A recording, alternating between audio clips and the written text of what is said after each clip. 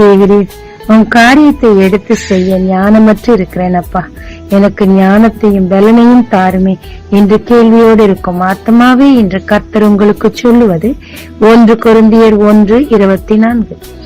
யூதரானாலும் கிரேக்கரானாலும் எவர்கள் அழைக்கப்பட்டிருக்கிறார்களோ அவர்களுக்கு கிறிஸ்து தேவ பலனும் தேவ ஞானமுமாய் இருக்கிறார். தேவன் தன் ஆலயத்தை கட்ட சாலமோனை அழைத்திருந்தார்.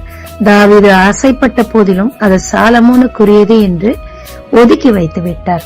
சாலமோன் ஆட்சிக்கு வந்ததும் முதலில் தேவனிடம் கேட்டது ஞானத்தையே. தேவன் மிக மிக மெச்சிக்கொண்டு கேளாதவைகளையும் கொடுத்தார்.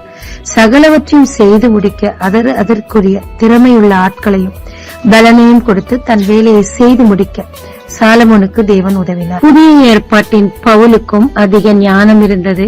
தேவனுடைய ராஜ்யத்தை விஸ்தாரப்படுத்தவே அதை அவர் பயன்படுத்தினார். யூதரிடம் போகும்போது நான் யூதர் என்று சொல்லுவார், ரோமனிடம் போகும்போது நான் ரோமன் என்று சொல்லுவார். பரிசேயர் சதுசேயர் இவரை தாக்க முற்படும் போது உற்று நோக்கி அவர்களுக்குள் பிரிவினை இருக்குது என்பதை கண்டுபிடித்து நான் சதுசேயரின் மகன் என்று சொல்லி உறக்க சத்தமிட்டு சொல்லுவார். உடனே அங்கு பிளவு வரும், இவரும் காப்பாற்றப்படுவார். என்னை ராஜாவிடத்தில் கொண்டு போங்கள் என்று சொல்லுவார். ராஜாவுக்கே பிரசங்கம் பண்ணுவார். நான் மக்களோடு பேச எனக்கு அனுமதி வேண்டும் என்று இவரை அடிக்க நினைத்தவரிடமே கேட்பார்.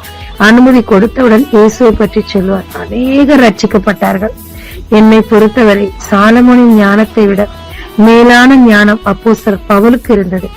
எனவேதான் தேவன் அவரை புறஜாதிகளுக்கு ஒரு அப்போஸ்தலனாக ஊழியனாக அவரை ஏற்படுத்தினார். இன்றளவும் அவர் எழுதி வைத்த புத்தகங்கள் அவ்வளவு தேவ பலத்தை நமக்கு கொடுக்கிறதுங்க. ஆமாங்க, நாம் தேவனால் அழைக்கப்பட்டிருக்கிறோமா? ஆண்டவரை ஏற்றுக்கொண்ட ஒவ்வொருவருமே தேவனால் அழைக்கப்பட்டவர்களே.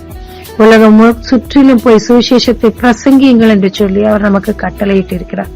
சமயம் வாய்த்தாலும் வாய்க்காவிட்டாலும் சுவிசேஷத்தை சொல்லுவது நம்முடைய கடமையா இருக்கிறது. அதை நாம் உணரும் போது, நம் அழைப்புக்கு நாம் கீழ்ப்படியும் போது, தேவனிடத்தில் நம்மை ஒப்புக் கொடுக்கும் போது அவர் நம் ஞானமாய் மாறுவார்.